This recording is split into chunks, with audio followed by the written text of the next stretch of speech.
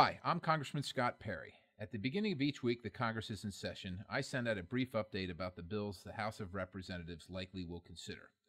The bills this week are as follows. H.R. 1871, the Baseline Reform Act of 2013. Baseline budgeting is an automatic inflator of federal spending that occurs irrespective of national needs or priorities.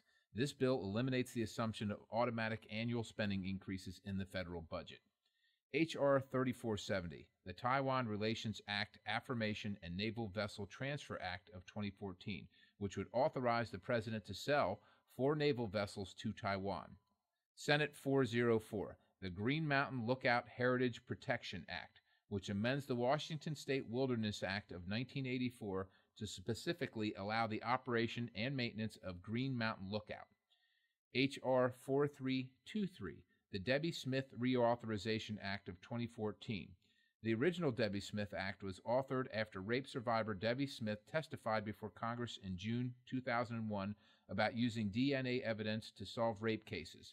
The Debbie Smith DNA Backlog Grant Program has allowed hundreds of thousands of DNA evidence kits across the United States to be processed.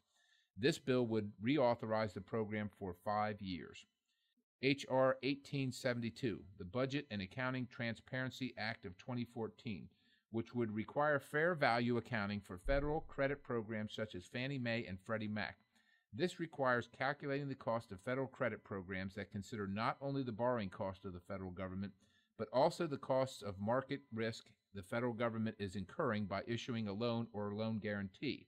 This reform would bring federal budgeting in line with private sector cost estimating practices.